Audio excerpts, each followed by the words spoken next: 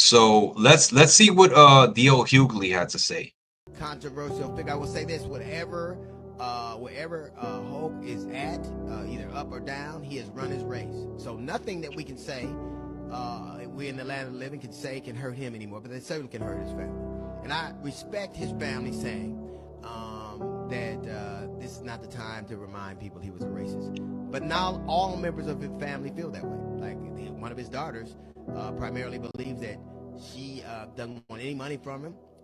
She doesn't want to have anything to do with fighting for the estate, and they didn't speak. Do you know how horrible you got to be to have someone that loves you or that grew up with you not forgive you in death? So it doesn't matter what we say. It doesn't matter what the public at large says. Somebody in his family saying that because he talked about her so bad and said such inflammatory things because she was dating a black man, that so she's calling him a racist. But all of us are remembered by not only the good we did, but the bad. And what you hope is that you've done enough good that it counteracts the other.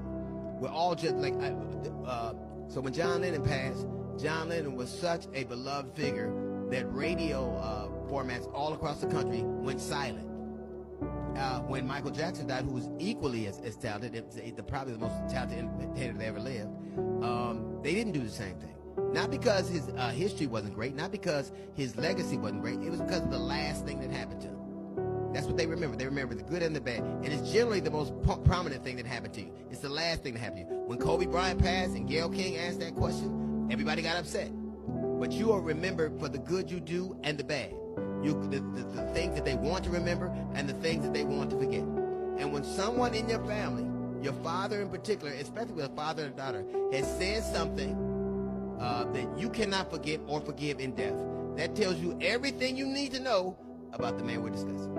So you can rest in peace to some, but not to all. Man, that was some pretty strong words, some touching words right there.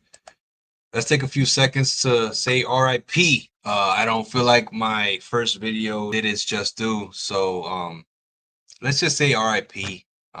The man definitely sacrificed his body and his life and his mind to wrestling. He did a lot for the industry, and it wouldn't be where it's supposed to be, where it is today, I'm sorry, if it wasn't for his wrestling style and his interview style.